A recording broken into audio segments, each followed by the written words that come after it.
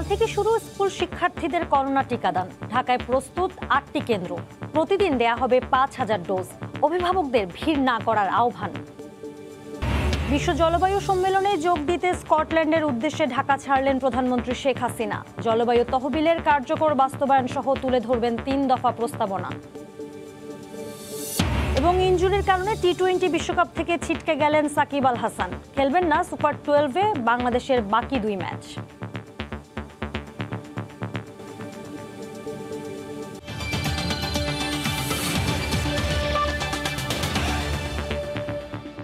দেখছিলেন শিরোনাম, জনপদের সময় সঙ্গে আছি আমি জেনিফার কামাল।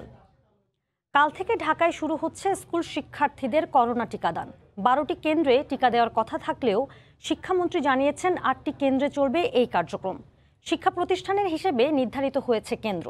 প্রতিদিন একটি কেন্দ্র থেকে ৫,০০০ ডোজ টিকা দেওয়ার পরিকল্পনা রয়েছে স্বাস্থ্য বিভাগের।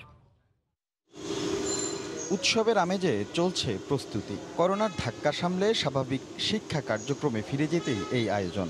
সরকারের এবারের পরিকল্পনা 12 থেকে 17 বছর বয়সী শিক্ষার্থীদের টিকার আওতায় নিয়ে আসা। আর সেই লক্ষ্যে সোমবার থেকেই টিকা দেয়া শুরু হবে। রাজধানীর 2 সিটি কর্পোরেশনে 12টি শিক্ষা প্রতিষ্ঠানে হবে এই কার্যক্রম। এক্ষেত্রে শিক্ষার্থীদের শিক্ষা প্রতিষ্ঠানই হবে তার ঠিকানা, আর সেই অনুসারেই নির্ধারণ করা হবে কেন্দ্র। একটি কেন্দ্রে আশেপাশের নির্ধারিত 2 থেকে 5টি থানার শিক্ষা প্রতিষ্ঠানে শিক্ষার্থীরা টিকা নিতে পারবেন। 5,000 শিক্ষার্থীর টিকা মজুদ থাকবে প্রতিটি কেন্দ্রে। বাচ্চাদের waiting zone ready, after vaccination তারা কোথায় বসবে, বিফোর ভ্যাকসিনেশন তারা কোথায় ওয়েট করবে, সব কিছু যেমন এবং সব কিছু প্রস্তুতি সম্পন্ন। কারো বাসা যদি পুরান ঢাকায় হয় মানে দক্ষিণে, কিন্তু তার সেন্টার হবে স্কলাস্টিকার যে কোড উত্তর সিটি কর্পোরেশন সেটা দিয়ে। কেন্দ্রে ওয়েটিং রুম, বুথ থেকে শুরু করে তৈরি হয়েছে আইসোলেশন রুম। পাশাপাশি চলবে শিক্ষা কার্যক্রমও। যারা রেজিস্ট্রেশন করতে পেরেছে ফার্স্ট ফেজে তারা ভ্যাকসিন নিয়ে নেবে। স্বাস্থ্যবিধি মেনে প্রবেশ করানো এবং টিকা গ্রহণ করার পরে ওয়েটিংয়ে থাকবে। 1 নভেম্বর একটি শিক্ষা প্রতিষ্ঠানে শুরু হবে আনুষ্ঠানিকতা। পরদিন থেকে রাজধানীর 12টি কেন্দ্রে দেয়ার তথ্য স্বাস্থ্য অধিদপ্তর জানালেও শিক্ষামন্ত্রী জানিয়েছেন 8টি কেন্দ্রের কথা। একটি টিকা কেন্দ্রে কাল শুরু হচ্ছে, তারপরে আমাদের 8টি কেন্দ্র এখন পর্যন্ত নির্ধারণ করা হয়েছে, সেগুলোতে চলবে। এই কর্মসূচিতে সবাইকেই দেয়া হবে ফাইজারের টিকা। রাশেদ লিমন, সময় সংবাদ, ঢাকা। গত 12 সেপ্টেম্বর থেকে ধারাবাহিকভাবে দেশের সব শিক্ষা প্রতিষ্ঠান খুলে দেওয়া হলেও এখনও সিদ্ধান্তে আসতে পারেনি বেশিরভাগ বেসরকারি বিশ্ববিদ্যালয়। অনলাইনেই চলছে তাদের ক্লাস। কর্তৃপক্ষ বলছে বেসরকারি বিশ্ববিদ্যালয়ের বেশিরভাগ শিক্ষক শিক্ষার্থী এখনও করোনা ভ্যাকসিনের আওতায় আসেনি। তাই কবে নাগাদ সশরীরে ক্লাস শুরু হবে তা এখনও চূড়ান্ত হয়নি। হাসিবুল হাসানের রিপোর্ট। অতিমারি করোনায় থমকে যাওয়া শিক্ষাজীবন প্রাণ পেয়েও যেন পাচ্ছে না। অর্ধেকের বেশি শিক্ষার্থীকে টিকার আওতায় এনে পাবলিক বিশ্ববিদ্যালয়গুলো সশরীরে ক্লাস নেওয়া শুরু করলেও পিছিয়ে প্রাইভেটের শিক্ষার্থীরা। টিকার আওতায় এনে ক্যাম্পাসে ক্লাস করার সুযোগ করে দেওয়া হোক। অনেকে কিন্তু টিকার আওতায় চলে এসেছে, তাদের নিয়ে অবশ্যই ক্লাসটা শুরু করা উচিত। প্রাইভেট বিশ্ববিদ্যালয়ের উপাচার্যরা বলছেন বেশিরভাগ শিক্ষার্থী এখনো টিকা পাননি। সবার স্বাস্থ্যের বিষয়টি মাথায় রেখেই এখনো অনলাইন ক্লাসের উপর নির্ভরশীল তারা। চেষ্টা করা হচ্ছিল যে স্পেশাল টিকা প্রাইভেট ইউনিভার্সিটি 104টা প্রাইভেট বিশ্ববিদ্যালয় আছে তাদের জন্য স্পেশাল অ্যারেঞ্জ করার, কিন্তু ফোকাসটা এখন পর্যন্ত আমরা দেখেছি যে পাবলিক ইউনিভার্সিটি কেন্দ্রিক। তো আমাদেরও অন ক্যাম্পাস যদি টিকার ব্যবস্থা করা হয়, আমাদের যারা এখনও বাকি আছে তারা পাবে। আমরা ইউজিসির চাহিদা অনুযায়ী তাদের কাছে আমাদের স্ট্যাটিস্টিক্সটা দিয়েছি। তবে বিশ্ববিদ্যালয় মঞ্জুরি কমিশনের দাবি দেশের প্রায় 70টি প্রাইভেট বিশ্ববিদ্যালয়ে সশরীরে ক্লাস হচ্ছে। আগে যেমন শুধু তাদের ক্লাস ছিল অনলাইন বেস, কিন্তু এখন কিন্তু সামনাসামনি তারা ক্লাস হচ্ছে এবং আমাদের কর্তৃপক্ষ 2-4টি ইউনিভার্সিটি সারপ্রাইজ ভিজিটও করেছে।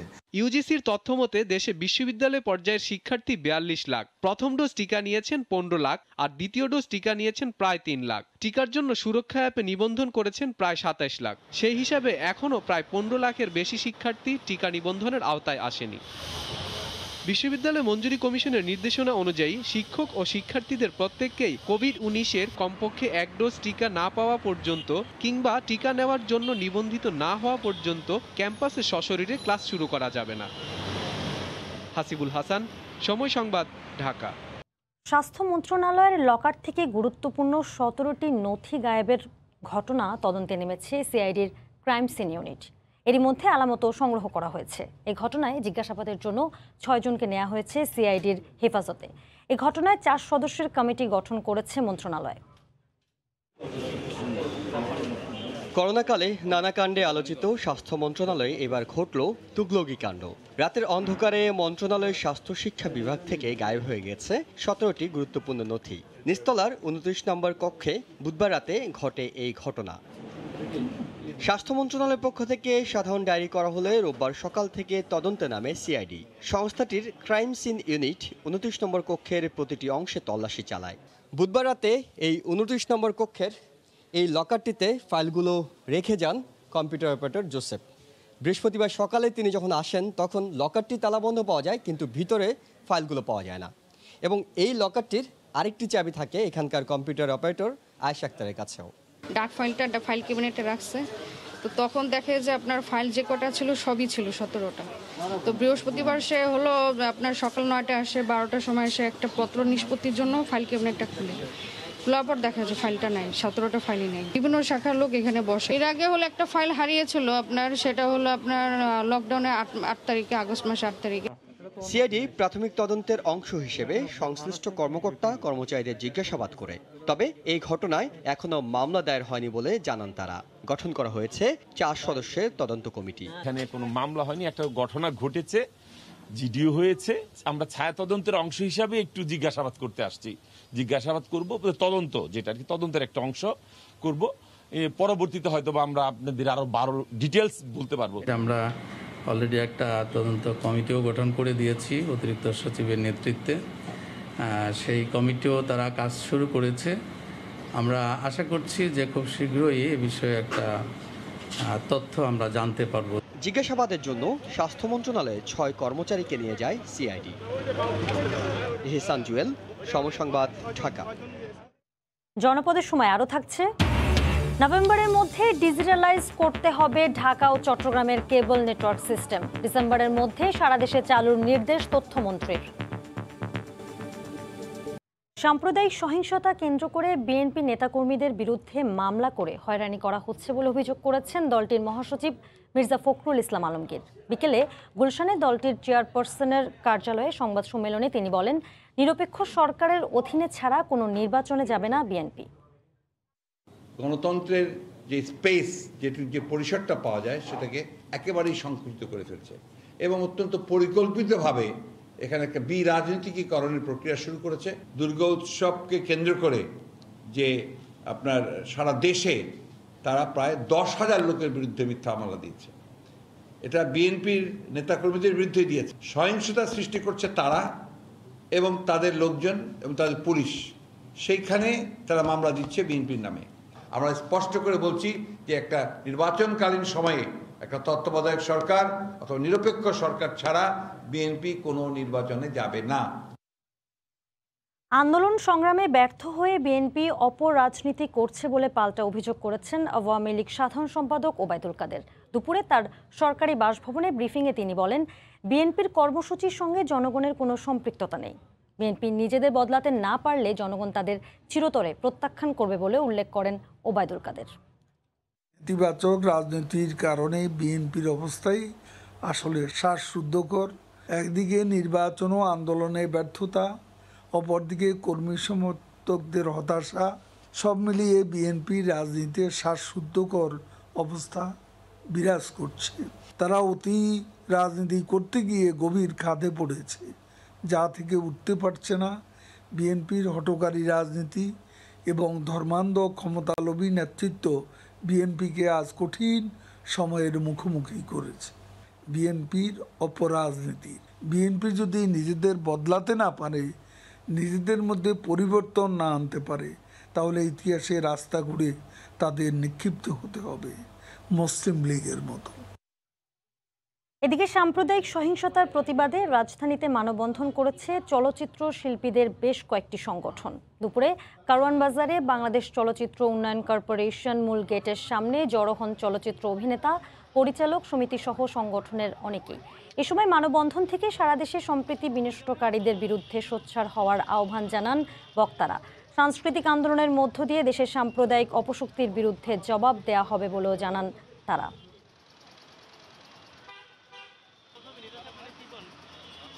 সব সময় কিন্তু আমরা চলচ্চিত্র শিল্পের মানুষেরা, হিরো হিরোইন, নায়ক নায়িকারা মিলে, পরিচালকরা মিলে, সবাই মিলে কিন্তু আমরা একসাথে প্রতিবাদ করেছি এবং আজকেও আমাদের প্রতিবাদ। দেশের বিরুদ্ধে একটা চক্রান্ত, এটা রুখতে হবে। প্রতিটি ধর্মের মানুষ আমরা যেন এক হয়ে কাঁধে কাঁধ মিলিয়ে চলতে পারি। ভ্রাতৃত্বের বন্ধনে আবদ্ধ থাকতে চাই, সর্বধর্মের সর্বলোকের সাথে আমরা একসাথে মিলেমিশে বঙ্গবন্ধুর বাংলাদেশকে সামনের দিকে এগিয়ে নিয়ে যেতে চাই। মুসলিমেও 2-4 জন যারা সম্প্রীতি নষ্ট করতে চায়, যারা ধর্মের অপব্যাখ্যা দিয়ে আমাদের সম্প্রীতি নষ্ট করতে চায়, আমরা সেটার ঘোর বিরোধে। জলবায়ু শীর্ষ সম্মেলন COP26 সহ বেশ কয়েকটি অনুষ্ঠানে যোগ দিতে 2 সপ্তাহের সফরে ইউরোপে গেলেন প্রধানমন্ত্রী শেখ হাসিনা। কাল স্কটল্যান্ডের গ্লাসগোতে চলমান জলবায়ু সম্মেলনে যোগ দেবেন তিনি। এছাড়া সম্মেলনের আনুষ্ঠানিকতা শেষে প্রধানমন্ত্রী যুক্তরাজ্য ও ফ্রান্সে যাবেন সরকারি সফরে। সকালে হযরত শাহজালাল আন্তর্জাতিক বিমানবন্দর থেকে ভিআইপি ফ্লাইটে গ্লাসগোর উদ্দেশ্যে ঢাকা ছাড়েন প্রধানমন্ত্রী। মহামারী করোনার বাধা পেরিয়ে নিউ নরমাল বাস্তবতায় সেপ্টেম্বরে যুক্তরাষ্ট্রে জাতিসংঘ সফরের পর এবার 2 সপ্তাহের রাষ্ট্রীয় সফরে ইউরোপের পথে প্রধানমন্ত্রী শেখ হাসিনা। স্কটল্যান্ডের গ্লাসগোতে এবারের জলবায়ু পরিবর্তন বিষয়ক শীর্ষ সম্মেলন COP26-এর মূল আয়োজনে যোগ দিতে রোববার সকালে ঢাকা থেকে রওনা হলেন সরকার প্রধান। হযরত শাহজালাল আন্তর্জাতিক বিমানবন্দরের ভিভিআইপি টার্মিনালে প্রধানমন্ত্রীকে বিদায় জানান মন্ত্রিপরিষদের সদস্যসহ 3 বাহিনী প্রধান এবং ঢাকায় নিযুক্ত বিভিন্ন দূতাবাসের কূটনীতিকরা। সফরসূচি অনুযায়ী এবারের যাত্রায় প্রধানমন্ত্রী বাংলাদেশের প্রতিনিধিত্ব ছাড়াও ক্লাইমেট ভালনারেবল ফোরামের চেয়ার হিসেবেও জলবায়ুর ক্ষতির মুখে থাকা ভুক্তভোগী দেশগুলোর পরিস্থিতি তুলে ধরবেন। সোমবার COP26-এর উদ্বোধনী অনুষ্ঠানে যোগ দিয়ে ভাষণ দেবেন তিনি। 3 থেকে 9 নভেম্বর পর্যন্ত লন্ডন এবং 9 থেকে 13 নভেম্বর পর্যন্ত প্রধানমন্ত্রী ফ্রান্সের প্যারিস সফর করবেন। এই সফরে ইউনেস্কোর 75তম প্রতিষ্ঠাবার্ষিকীর পাশাপাশি UNESCO Bangladesh Bangabandhu Sheikh Mujibur Rahman international prize for the creative ইকোনমি-এর পুরস্কার বিতরণী অনুষ্ঠানেও থাকবেন প্রধানমন্ত্রী। 14 নভেম্বর তার দেশে ফেরার কথা রয়েছে। দেবাশিস রায়, সময় সংবাদ, ঢাকা। ক্লিন ফিডের পর এবার কেবল অপারেটরদের ডিজিটালাইজেশন প্রক্রিয়ার উদ্যোগ নিয়েছে সরকার। আগামী 30 নভেম্বরের মধ্যে ঢাকা ও চট্টগ্রামের কেবল নেটওয়ার্ক সিস্টেম ডিজিটালাইজড করতে হবে। পর্যায়ক্রমে অন্য বিভাগ ও জেলা শহরেও এই প্রক্রিয়া কার্যকর করা হবে। সচিবালয়ে অ্যাটকো ও কেবল অপারেটরদের সাথে বৈঠক শেষে কথা জানান তথ্য ও সম্প্রচার মন্ত্রী। 1 অক্টোবর থেকে বিদেশি চ্যানেলের বিজ্ঞাপনবিহীন সম্প্রচার নিশ্চিত করতে শুরুতে বিপাকে পড়লেও একসময় সরকারের আদেশ মেনে নিতে বাধ্য হয় কেবল অপারেটররা। এবার ঢাকা ও চট্টগ্রামের কেবল অপারেটিং সিস্টেম ডিজিটালাইজড করতে বৈঠকে বসে তথ্য মন্ত্রণালয়। টেলিভিশন মালিকদের সংগঠন অ্যাটকোর নবনির্বাচিত নেতৃবৃন্দের সঙ্গে এই বৈঠকে যোগ দেন কেবল অপারেটরদের সংগঠনের নেতারাও। সর্বসম্মতিক্রমে সিদ্ধান্ত হয় 30 নভেম্বরের পরে ঢাকা ও চট্টগ্রামের কেবল অপারেটিং সিস্টেম ডিজিটালাইজেশন করা হবে। 30 নভেম্বরের পর অর্থাৎ 1 ডিসেম্বর থেকে ঢাকা এবং চট্টগ্রাম শহরে সমস্ত কেবল নেটওয়ার্কের সিস্টেম ডিজিটালাইজড করতে হবে। আগামী 31 ডিসেম্বর 2021 তারিখের মধ্যে অন্যান্য মেট্রোপলিটন শহর, সকল বিভাগীয় শহর এবং কুমিল্লা, বগুড়া, দিনাজপুর, কুষ্টিয়া, রাঙ্গামাটি, কক্সবাজার জেলা শহরে কেবল নেটওয়ার্ক ডিজিটালাইজেশন আওতায় আনতে হবে। এজন্য গ্রাহকদের সেটটপ বক্স দেওয়ার ব্যবস্থা করবে কেবল অপারেটররা। কিস্তিতে আদায় করা হবে এই বক্সের দাম। সেটির দাম 1200 থেকে 1500 টাকা বা আরও বেশিও হয় অনেক সময়। কেবল অপারেটররা সেটি সরবরাহ করবে, সেটি 12 কিংবা 30 কিস্তিতে তারা নেবেন। এটা গ্রাহকের সাথে ওনাদের বিষয়, কিভাবে নেবেন সেটা সরকার ঠিক করে দিবে না। ডিজিটালাইজেশন নিশ্চিত হলে বছরে প্রায় 2000 কোটি টাকা রাজস্ব আদায় সম্ভব হবে বলে মনে করেন তথ্যমন্ত্রী। ডিজিটাল হেডেন বসানো হয়ে গেছে। ইহসান জুয়েল, সময় সংবাদ, ঢাকা। বিয়ের পর স্ত্রীকে টাকার বিনিময়ে পাচার করে দেয় স্বামী। এছাড়া ঘনিষ্ঠ মুহূর্তের ছবি সামাজিক মাধ্যমে ছড়িয়ে দেওয়ার ভয় দেখিয়ে বাধ্য করে অনৈতিক কাজে। রাজধানীর কড়াইল থেকে আন্তর্জাতিক মানব পাচার চক্রের 2 সদস্যকে গ্রেফতার করেছে র্যাব। টার্গেট করে দরিদ্র সুন্দরী নারীদের, এরপর গড়ে তোলে প্রেমের সম্পর্ক, অতঃপর মৌখিক বিয়ে। মাত্র 28,000 টাকার বিনিময়ে নিজের স্বামী ভারতে পাচার করে দেয় স্ত্রীকে। বিয়ের পর অন্তরঙ্গ মুহূর্তের ছবি জোরপূর্বক ধারণ করে তা সামাজিক যোগাযোগ মাধ্যমে ছড়িয়ে দেওয়ার হুমকি দিয়ে বাধ্য করা হয় অনৈতিক কাজে। আন্তর্জাতিক মানব পাচার চক্রের 2 সদস্যকে রাজধানীর কড়াইল বস্তি এলাকা থেকে গ্রেফতারের পর এসব তথ্য জানায় র্যাব। দরিদ্র নারীদেরকে আরও বশীকরণের জন্য মৌখিকভাবে তারা বিয়ে পর্যন্ত করে। বিয়ের পর ভিকটিমদের অন্তরঙ্গ মুহূর্তের ছবি মোবাইলে ধারণ করে এবং পরবর্তীতে কোনো নারী যদি বিদেশে যেতে রাজি না হয় সেক্ষেত্রে তারা ধারণকৃত ভিডিও এবং স্থির চিত্র সোশ্যাল মিডিয়াতে ছড়িয়ে দেওয়ার হুমকি দিয়ে তাদেরকে বিদেশে যেতে বাধ্য করে। এছাড়া মুম্বাইয়ের বিভিন্ন ডান্স ক্লাবে নৃত্যশিল্পী হিসেবে কাজ দেওয়ার নাম করে এই চক্রটি পতিতালয়ে বিক্রি করত বাংলাদেশি নারীদের। চক্রের সক্রিয় সদস্য সুজন ও রমজানকে গ্রেফতারের পর জিজ্ঞাসাবাদে বেরিয়ে আসে সব তথ্য। মোহাম্মদ সুজন শিকদার এই মানব পাচারকারী চক্রের মূল হোতা। ধৃত আসামি সুজন, রমজান এবং তাদের অন্যান্য সহযোগীরা পরস্পর যোগ সাজসে দীর্ঘদিন ধরে পার্শ্ববর্তী দেশে নারী পাচার করে আসছিল। লোভনীয় ও আকর্ষণীয় বিভিন্ন পেশার কথা বলা হলেও তাদের বিক্রি করে দেওয়া হয় এবং জোরপূর্বক সম্পৃক্ত করা হয় ডিজে পার্টি সহ অনৈতিক কর্মকাণ্ডে। এই চক্রের অন্যান্য সদস্যদের ধরতে অভিযান অব্যাহত বলে জানায় র্যাব। আমাদের গোয়েন্দা কার্যক্রম চালু আছে। কামরুজ্জামান মামুন, সময় সংবাদ, ঢাকা। বিটিআরসির অনুমতি না নিয়েই অবৈধ ওয়াকিটকি বিক্রির দায়ে ৫ জনকে গ্রেফতার করেছে র্যাব। এগুলো দিয়ে আইনশৃঙ্খলা রক্ষা বাহিনীর পরিচয় দিয়ে ছিনতাই, চাঁদাবাজি করত চক্রটি। রাজধানীর বিভিন্ন স্থানে অভিযান চালিয়ে ৩ শতাধিক ওয়াকিটকি সহ তাদের গ্রেফতার করা হয়। ওয়াকিটকি আইনশৃঙ্খলা রক্ষা বাহিনীর জন্য নির্ধারিত সেটের ব্যবহার চলে যাচ্ছে সাধারণ মানুষের কাছে, যা সম্পূর্ণ অবৈধ। রাজধানীর সায়দাবাদ, রাজারবাগ সহ বিভিন্ন এলাকায় অভিযান চালিয়ে ৫ জনের একটি চক্রকে গ্রেফতার করেছে র্যাব। এই চক্র বিটিআরসির কাছ থেকে তরঙ্গ বরাদ্দ না নিয়েই বিভিন্ন অসাধু ব্যক্তির হাতে তুলে দিত ওয়াকিটকি। বিদেশ থেকে আলাদা পার্সেল আমদানি করে চট্টগ্রাম থেকে সংগ্রহ করে তা ঢাকায় নিয়ে আসতো। আমাদের এই অভিযানে যে বিপুল সংখ্যক আমরা সেট এবং সরঞ্জামাদি পেয়েছি, এতে দেখা গেছে যে এনারা বিটিআরসি থেকে অনুমোদন গ্রহণ করেননি। গোপনে বিভিন্নভাবে হয়তো বিভিন্ন সংস্থা যারা এই সংক্রান্তে কাজ করেন তাদের চোখে ফাঁকি দিয়ে তারা এগুলো বাইরে থেকে নিয়ে আসে। এরই মধ্যে এই চক্রটি প্রায় ১,০০০-এরও বেশি ওয়াকিটকি বিক্রি করেছে। এই সেটগুলো ব্যবহার করে হাইওয়েতে ডাকাতি ছাড়াও আইনশৃঙ্খলা রক্ষা বাহিনীর সদস্যের পরিচয় দিয়ে মানুষের সর্বস্ব লুটে নিত বিভিন্ন চক্র।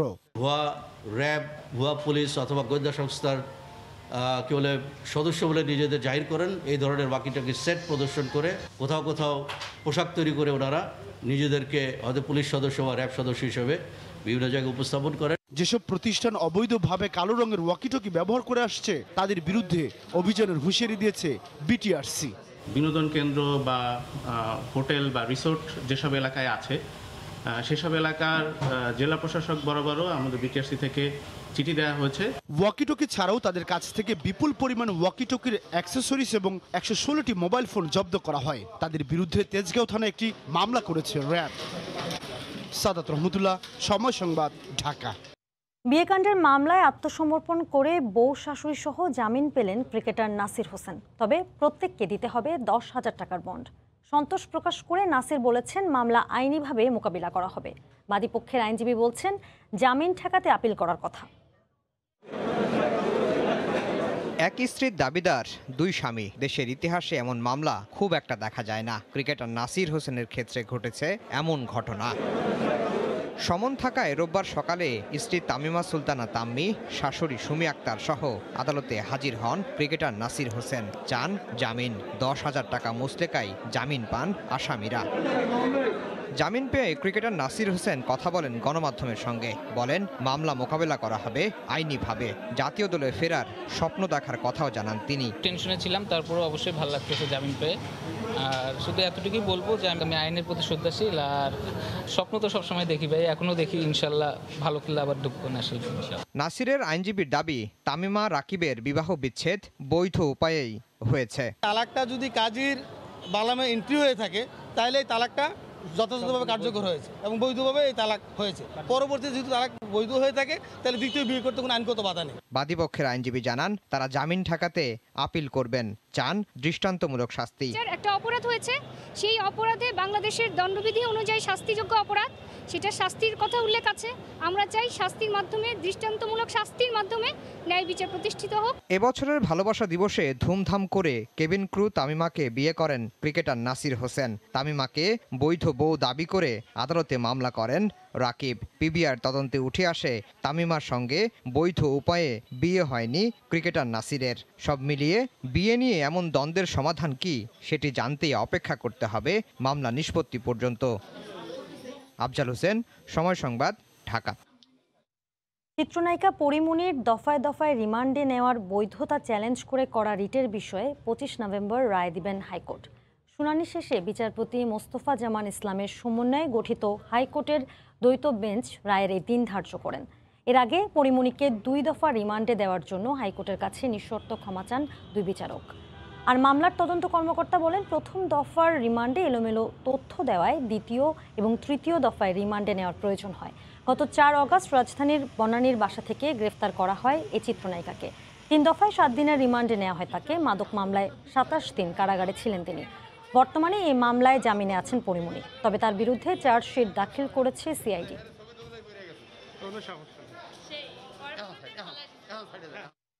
চিত্রনায়ক সালমান শাহ আত্মহত্যা করেছেন। 25 বছরেও তা মানতে নারাজ তার পরিবার। অথচ সিআইডি পিবিআই বিচার বিভাগীয় তদন্ত রিপোর্টে উঠে এসেছে পারিবারিক কলহে আত্মহত্যা করার কথা। এই 3টি রিপোর্টের বিরুদ্ধে একাধিকবার নারাজি দিয়েছেন প্রয়াত নায়ক সালমান শাহ। প্রতিবারই তা খারিজ হয়ে গেছে। তারপরও প্রয়াত নায়কের পরিবারের দাবি, ন্যায্য বিচার পাচ্ছেন না তারা। কিয়ামত থেকে কিয়ামত চলচ্চিত্র দিয়ে শুরু 3.5 বছরের ক্যারিয়ারে উপহার দিয়েছেন 27টি চলচ্চিত্র। ধূমকেতুর মতো আবির্ভাব তার। খুব অল্প সময়ে কোটি দর্শকের মনে জায়গা করে নেন তিনি। বলছি স্বপ্নের নায়ক সালমান শাহর কথা। 1996 সালের 6 সেপ্টেম্বর রহস্যজনক মৃত্যু হয় এই চিত্রনায়কের। পরিবার বলছে হত্যা, অথচ তদন্তকারী একাধিক সংস্থা বলছে পারিবারিক কলহে আত্মহত্যা করেছেন সালমান শাহ। এভাবেই কেটে গেছে 25টি বছর। সবশেষ পিবিআইও আত্মহত্যা বলে রিপোর্ট দেয়। তারপরও মানতে নারাজ সালমান শাহর মা। নারাজি আবেদন করেন আদালতে, সেটিও রোববার খারিজ হয়। প্রয়াত এই নায়কের মামার অভিযোগ ন্যায় বিচার না পাওয়ার। এখানে আজ পর্যন্ত কোনো সুষ্ঠু বিচার হয়নি, কাউকে রিমান্ডেও আনা হয়নি।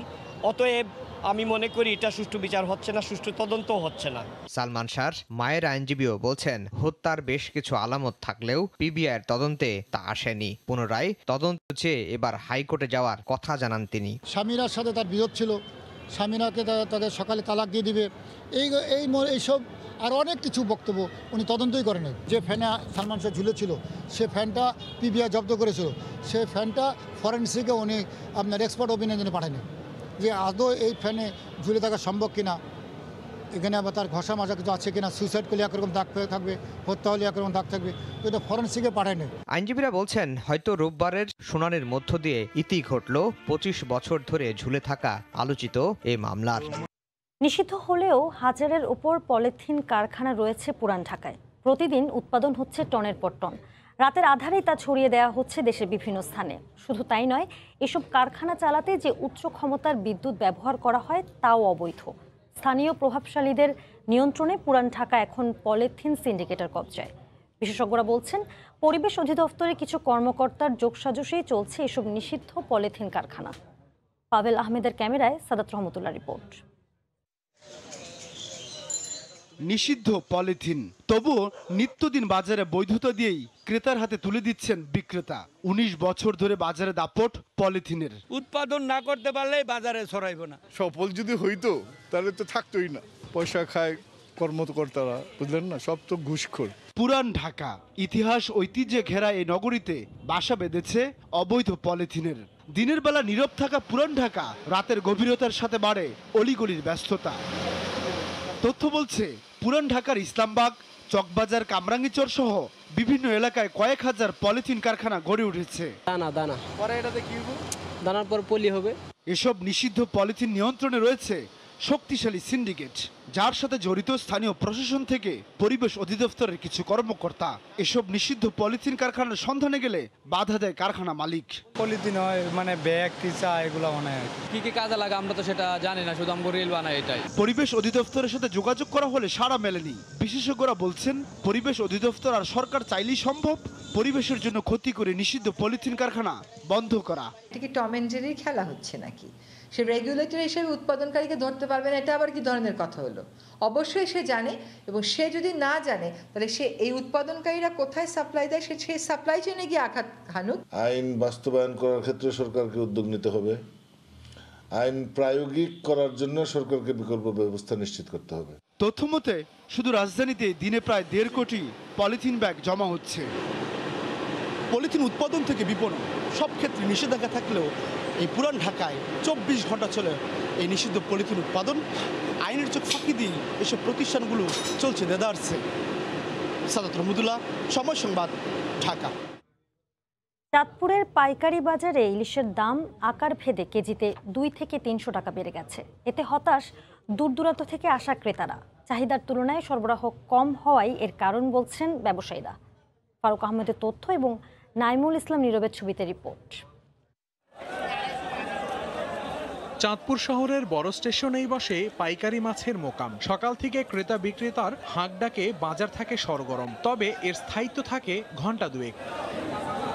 শীত ঘনিয়ে আসতেই ইলিশ নির্ভর এই মোকামে মাছের সরবরাহ কমে যাচ্ছে বলে জানালেন ব্যবসায়ীরা। মাত্র দুদিন আগেও যেখানে আকার ভেদে প্রতি কেজি ইলিশ বিক্রি হয়েছে 1000 থেকে 1100 টাকায়, এখন দাম বেড়ে প্রতি কেজি বিক্রি হচ্ছে 1400 থেকে 1500 টাকা। নদী ও সাগরে ধরা পড়ছে না চাহিদা মতো ইলিশ, এতে মোকামে মিটছে না ক্রেতাদের চাহিদা। মাছ কম থাকার কারণে আমরা পাইকারের চাহিদা মিটাতে পারতেছি না। নদীর মাছ বর্তমানে খুব কম পরিমাণে পাওয়া যাচ্ছে, যার কারণে আমাদের এই নদীর মাছের দাম একটু বেশি।